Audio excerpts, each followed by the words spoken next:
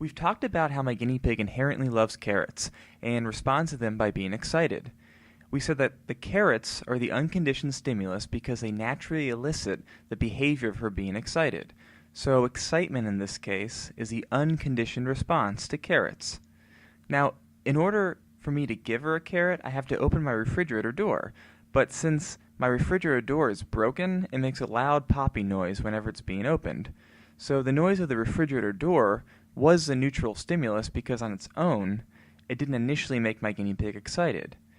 But since my guinea pig heard that popping sound every time I went to get her a carrot, the popping sound was paired with the presentation of a carrot, and eventually when she heard that popping sound, she acted excited as if she was about to receive a carrot. And even if I was just opening the refrigerator door to make myself a snack, she would respond that same way.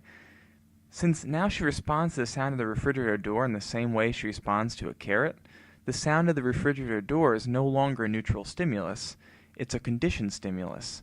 And when something responds to a conditioned stimulus, that response is referred to as a conditioned response. But I started to notice an interesting phenomenon.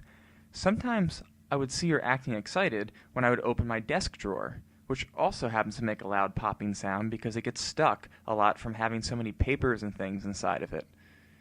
While the two popping sounds have their differences, to my guinea pig they sounded similar enough that the sound of my desk drawer opening was able to cause excitement in her almost as much as the sound of the refrigerator door opening, and the term for this is generalization.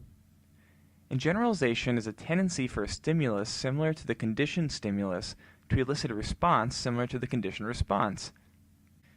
And the idea to take away from this is usually the more similar the new stimulus is to the original conditioned stimulus, the greater the conditioned response will be.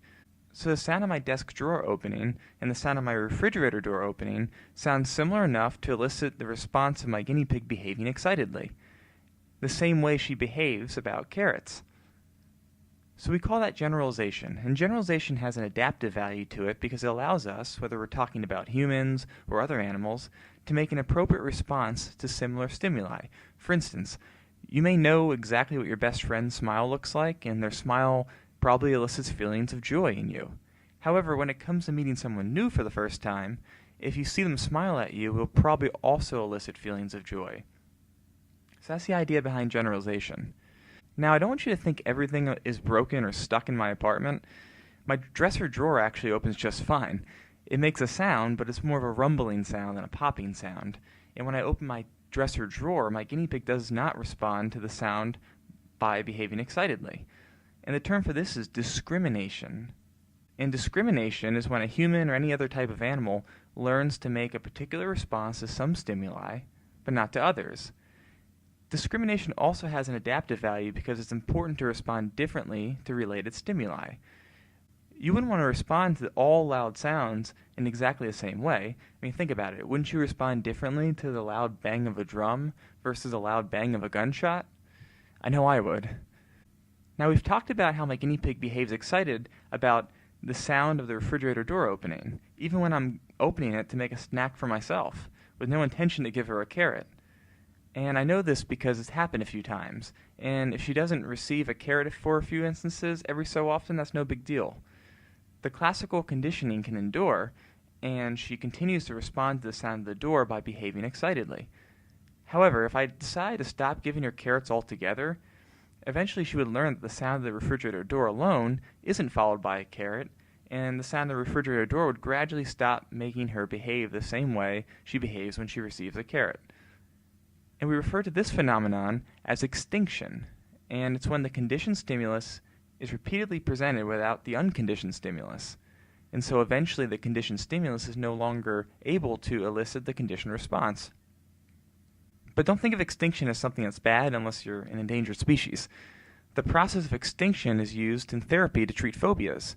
For instance, if you're afraid of heights, a therapist might use the concept of extinction by exposing you to various heights, and eventually the stimulus of heights would no longer elicit the same response of fear. Finally, let's say my guinea pig now no longer responds to the sound of my refrigerator door opening. But suddenly out of the blue one day, she hears the refrigerator door opening and spontaneously responds with some level of excitement. The spontaneous occurrence of the previously conditioned response is what's known as spontaneous recovery, and no one really knows why this happens. Generally, when spontaneous recovery of a conditioned response occurs, it doesn't persist for very long, and it usually isn't quite as strong as it used to be. So maybe instead of behaving extremely excited to the sound of the refrigerator door, she just seems kind of intrigued, at least more than usual. So that's spontaneous recovery.